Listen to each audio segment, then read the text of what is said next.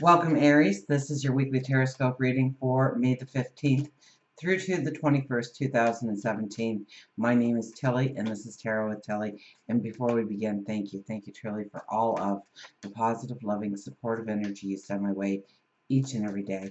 Now, let's see what the energy is going to be for us this week. So we start with the Eight of Wands, and the Eight of Wands is all about opportunities coming in. So pay attention to the clues. Pay attention to what you are feeling. Pay attention to the ideas that come into your mind, your thoughts. Okay, because there are opportunities, and we don't want to just push an opportunity away because it doesn't fit with our way of seeing our path forward. So we want to really think things through. Otherwise, we could be looking too futuristic and not seeing the potential of the opportunity that arises in our life this week. We have the Nine of Wands, which tells me that you are very prepared to go into the future, that this is something that you have been working on for a while. So whether it is career or job or stature in the community or growing that loving relationship or friendship, your health and well-being, you know what to do.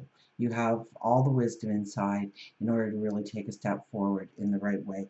And it's by taking all of the past lessons that you really have outstanding wisdom in one part of your life this week in order to step forward. We have the Seven of Wands, so we are talking about the commitment we are making to ourselves and our path forward, where we want to go, who we want to become, what we want to do. And we are using our voice to talk about our passions, our dreams, but not only just talking about them, but to ask people to support you, to go forward with you. We have the King of Swords. King of Swords is our underlying energy, so you have great passion to go forward this week. Now, be careful when you have this kind of energy behind you, because sometimes we can ruffle feathers, we can step on toes, we can burn bridges. Okay, and it's just because of a lack of communication. So where we have the Seven of Wands here, and actually we had three wands come out all in a row, so it's going to be our thinking, our high ideals, and yes, our voice. So we want to communicate. We want to let the people in our lives know why we are doing what we are doing. What is the intention behind the action? We have Temperance. And Temperance is the overriding energy. So we, I see the blue. And Temperance, derives from the word temper, to temper something. So a blacksmith. My dad was a blacksmith, and I remember when I was little, I was giving him his color tests, practice for them in order for him to pass his blacksmith course. And so it depended on what color the steel was, or the iron was, in order to know when it was more flexible, when you could work the steel a little bit easier, when you could curve it into what you wanted to. And it went in blues and greens and oranges and yellows. And so we really have to look at our life, and we really have to look at where we need to temper the energy, where we can make changes, where we can bend it a little bit, where it is not going to bend, and where we are dissipating our energy by trying to force something into being and bringing in the true balance. Peanut, wake up. Peanut is my dreamer. We have the Two of Swords, so a decision to be made this week, absolutely. Ten of Pentacles, this decision can lead you into great abundance, great happiness, great joy. So when we are looking at a decision, and we have the Temperance there, we have to really ask ourselves, is this something that is really going to move me into the path I want, into the passions I want, into the freedom I want, into the liberation I want, or is it going to dissipate my energy? Is it good for me? Is it bad for me? Where does it bring in balance? Where does it throw my life out of balance? It's probably something that you don't want to look at, something that you are hoping will go away, something that you have been pushing aside.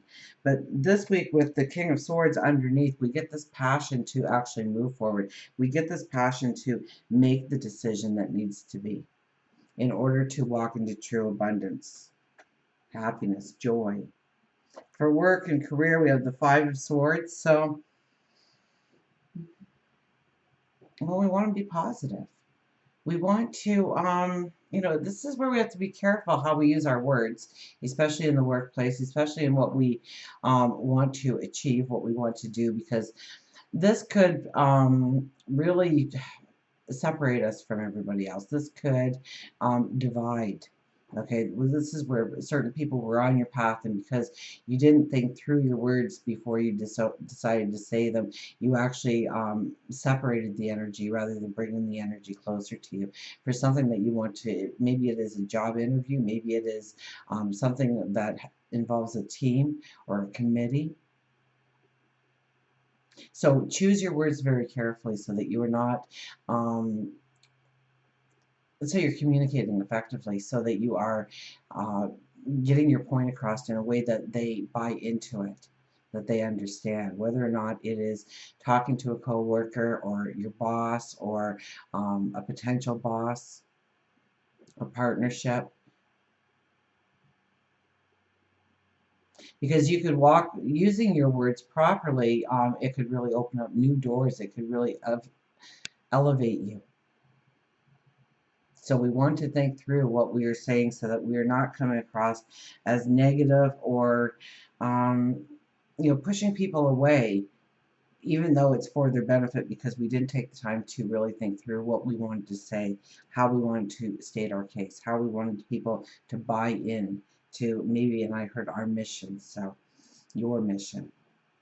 For love and relationship, we have the King of Cups. The King of Cups is really, we have to look at where we give in the relationship and where we take in the relationship. Okay, this is the stereotypical dad in the deck. It's also about our independence and our dependence. Okay, the stereotypical dad goes out to work to bring home the money to buy the food, to pay for the roof over the heads, but he also has to have a sense of independence in order to go out and earn the money and to separate himself. But he comes back because of the love he feels, because of the security he feels within the family setting. So we really have to look at our relationships this week and where there is balance, where we can grow the balance, where we lean too heavily, and where we may be too independent. Our spirituality is the Ace of Pentacles. So through meditation, through prayer, through times of reflection or quiet or solitude, we can actually see the new path forward of where to step to bring in the abundance in our life, to really, change maybe our finances or the material things we have in our life.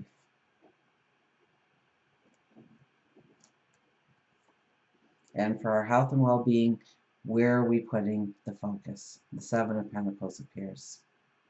So where are we putting our focus? So we may be looking forward to what we can actually step into.